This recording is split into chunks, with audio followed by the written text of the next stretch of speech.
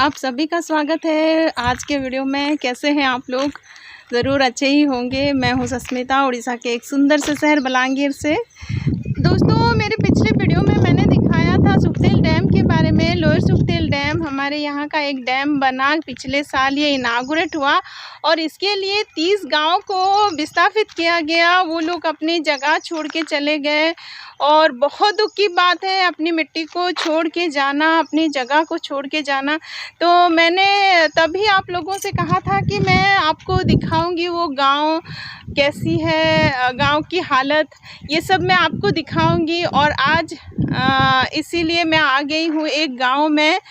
ये है खुटपाली गांव और ये रास्ता गांव के भीतर जाने के लिए। चलिए देखते हैं। गांव में तो और कोई नहीं है, सब चले गए हैं, विस्थापित हो गए हैं।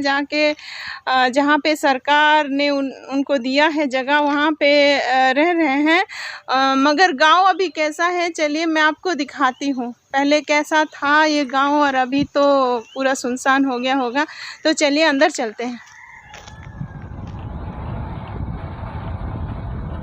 ये रास्ता गांव की तरफ बढ़ता हुआ ये रास्ता, और इसकी शुरुआत होती है यह स्कूल से। यह स्कूल कभी बच्चों से खचाखच भरा हुआ होगा, पढ़ाई होती होगी, टेंशन होता होगा, फिर खेल की मौज मस्ती होती होगी। कितने सपने सजाए होंगे बच्चों ने यहाँ पर, कितने मौज मस्ती किए होंगे यहाँ पे। मगर आज पूरा सूना है हर तरफ। न जाने कहाँ गए वो बच्चे, कहाँ पढ़ते होंगे और कैसे याद करते होंगे इस स्कूल को। और ये देखिए लाशों का ढेर, बेजुबान जीवों के कटे अंगों का ढेर। ये वो पेड़ हैं जो कभी ऑक्सीजन के भंडार रहे होंगे, कितने बारिशों को बुलाए होंगे, कितने मिट्टी को जकड़ के रखे होंगे। आज ये कट के नीचे गिरे हैं। क्या यही विकास है? विकास के नाम पर इनको काटना क्या इतना ज़रूरी है?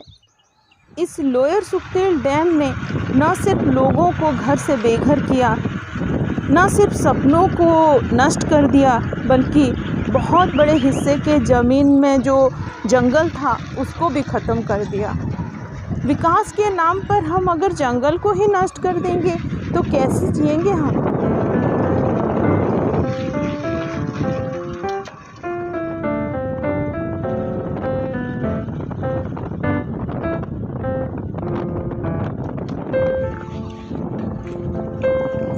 दोस्तों, एक गांव सिर्फ कुछ घरों का समाहार नहीं होता, कुछ लोगों का बसेरा नहीं होता, बल्कि गांव के साथ जुड़ा हुआ होता है इमोशन। ये देखिए, पिछले साल गांव पूरा खाली हो चुका है, फिर भी कुछ लोग अभी भी यहाँ पे बसे हुए हैं।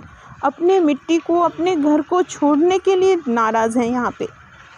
हम तो सोच रहे थे कि गांव में अभी कोई नहीं होगा, क्योंकि एक साल बीत चुका है।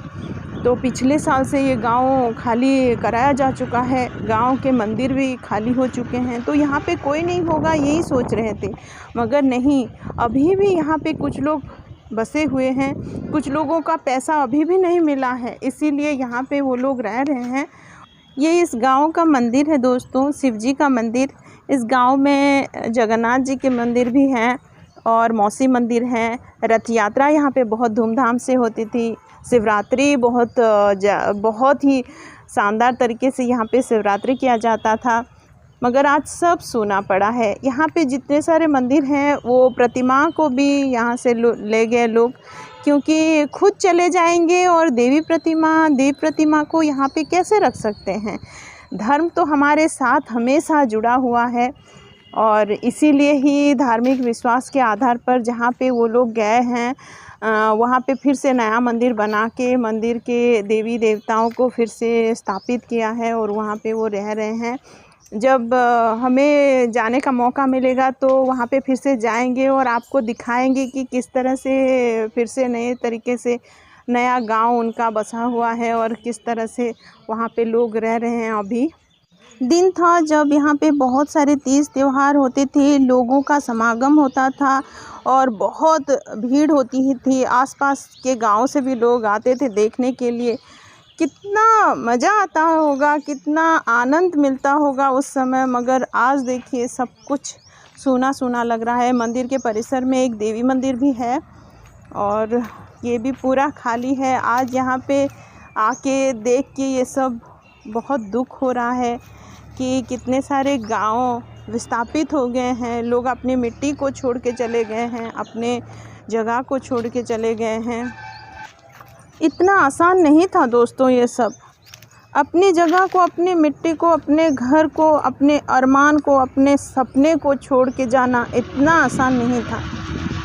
यहीं पे ही कोई बच्चा जन्मा होगा, इसी मिट्टी में खेलते हुए वो बड़ा हुआ होगा। कितने सपने संजोए होंगे, कितने अरमान बनाए होंगे। इसी रास्ते से ही कोई दुल्हन इस गांव में बहू बन के आई होगी। एक सपनों का घर बनाने के लिए सपना देखा होगा, फिर घर बनाया होगा। आज ये घर टूटा फूटा बिखरा हुआ है।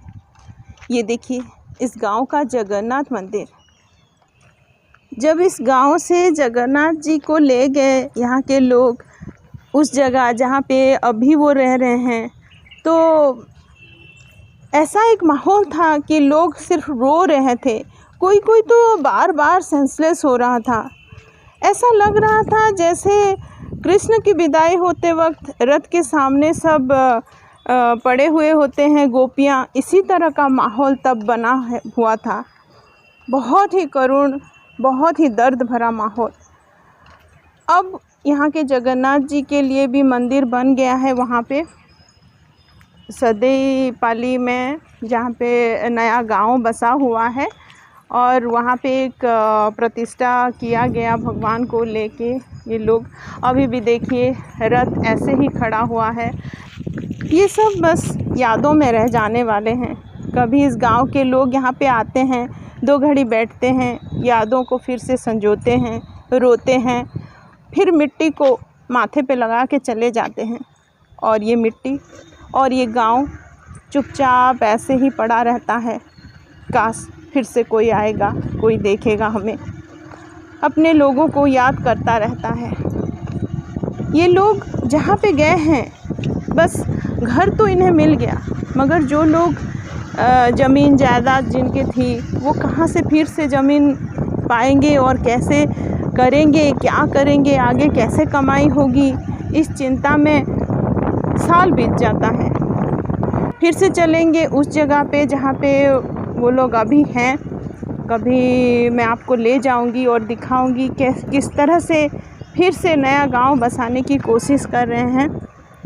और दुख हो रहा है गांव को देख के। आप लोगों को क्या लगा ज़रूर कमेंट करके बताइएगा। आज के लिए बस इतना ही।